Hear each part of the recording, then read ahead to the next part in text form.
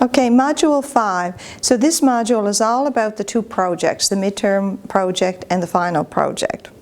So in terms of an overview, the first one is a case, and it's based on a local cooperative called Healthy Minds Co-op, and they're located in Dartmouth. And that project is due February 27th. It's worth 30%, maximum 3,000 words. The second one involves you conducting an analysis, financial and cooperative analysis of the financial health of a cooperative of your choosing. That one is due April 7th, and it's also worth 30%, maximum 3,000 words. So with the first case, in terms of conducting a case analysis, and what I'm going to review here is typical of any case you would do really. So you want to do a SWOT analysis, as strengths, weaknesses, opportunities, and threats, and I'll get into that in more detail in the next slide. You want to look at the current financial situation for HMC, and you do that for any business when you're doing case analysis. Then you're expected to prepare recommendations to address the 5 key questions that I have there in the case for you. Then do a financial forecast to show the results of your recommendations. So what will the financial picture look like after your recommendations have been implemented?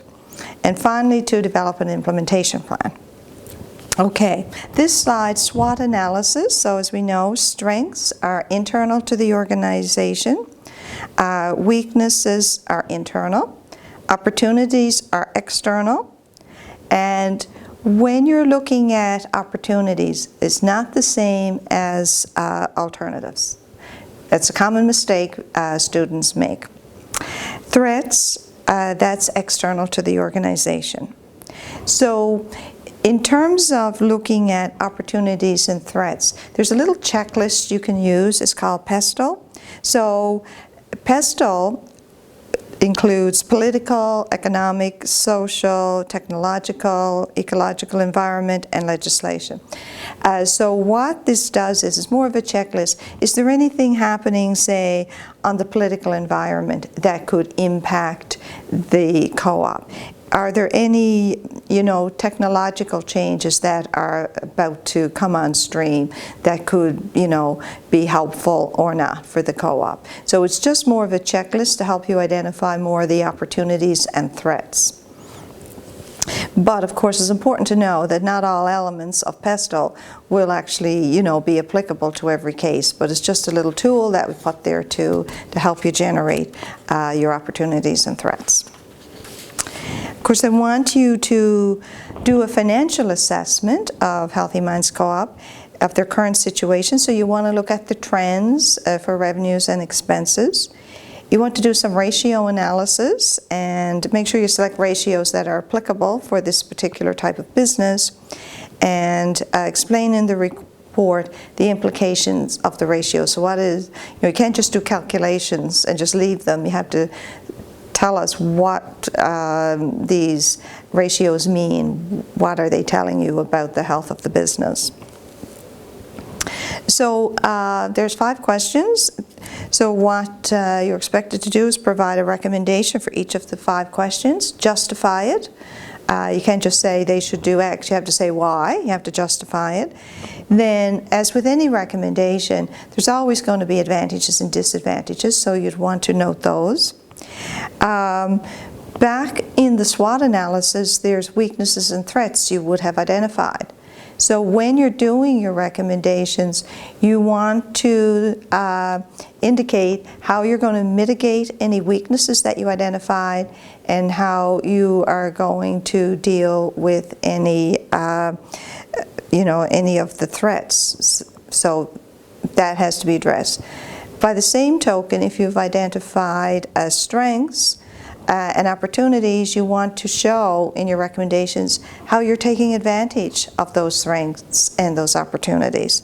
So the key to doing a good case analysis is having that connectivity. So you identify in your SWOT all of these strengths, weaknesses, opportunities, and threats, but you don't just leave them there in isolation. You have to incorporate it into your recommendations. So if there's a major threat out there, and if you don't address that, then, you know, obviously that's a problem for the organization, and not just co-ops, in any business.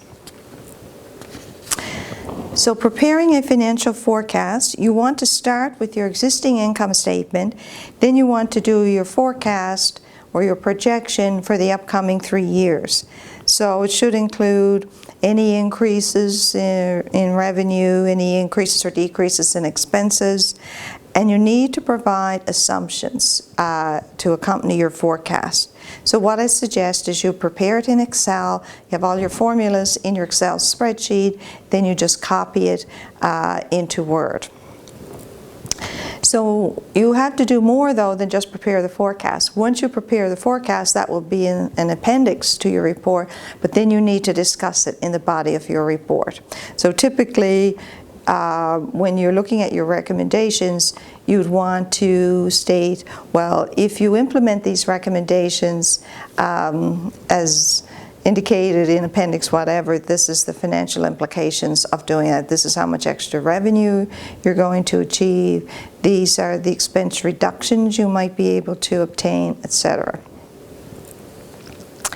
So the final piece of the puzzle here is implementation plan. So this is really important, particularly in small businesses and co-ops, because you might come up with, you know, quite a number of recommendations, but then you got to think about, look, this is just a small organization. Who's actually going to do all of this stuff? So you need to identify what are the specific actions that are required to implement your recommendations. Who's going to do it? Who are the people involved? Time. When is it going to be done?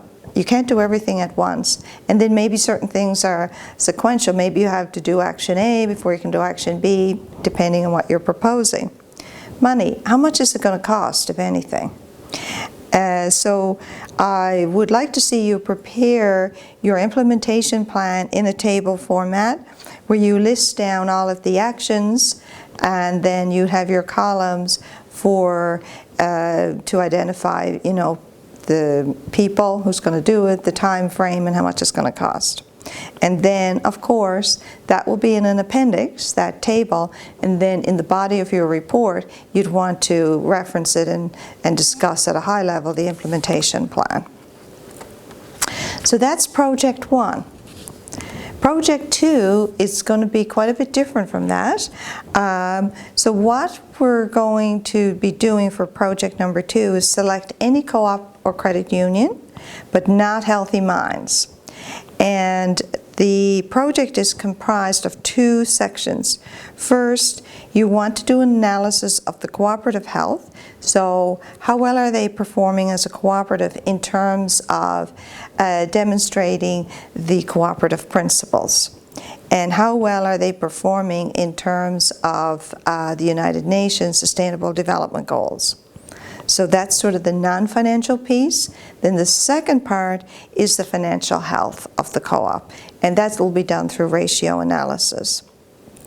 So you need to select a co-op or credit union where their annual report is publicly available online on their website.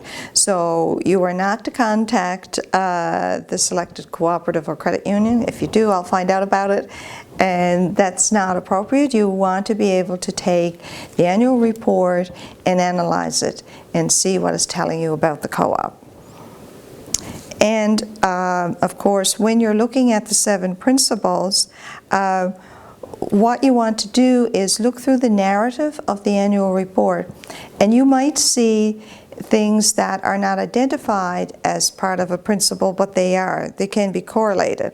So for example, Principle 7, concern for community. You're not likely to see that heading, but what you will see is the contributions they've made to community in terms of donations to community organizations, etc. So it's basically look at the 7 principles and see if you can find in their narrative report activities that reflect the various principles. And you're not going to find all of them, but you should find some of them. So what I suggest is you prepare a table, list down the principles, and then identify the action or activity in the report that reflects each of the principles. So the next part on evaluating the United Nations Sustainable Development Goals, here again you'd want to go through the annual report and basically have a table developed, list down the 17 SDGs and see where you can find any evidence in their report of work that they're doing related to the SDGs. So a table format works really well for that. And the second part, so the first part is the non-financial, the cooperative principles and the United Nations SDGs. The second part is the evaluation of the financial health. And here you'd want to do your ratio analysis. And I'm looking for at least 2 ratios from each of the following 3 categories: liquidity, solvency, and profitability. So what you want to do is more than do the calculation though. You do the calculation, but then you need to say in your report, what is the implication? What is that ratio telling me about the financial health? So if you're to do liquidity, if you look at your assets versus your liabilities, do you have enough assets to pay your bills? For example. Okay, so that concludes Module 5, information on the 2 projects.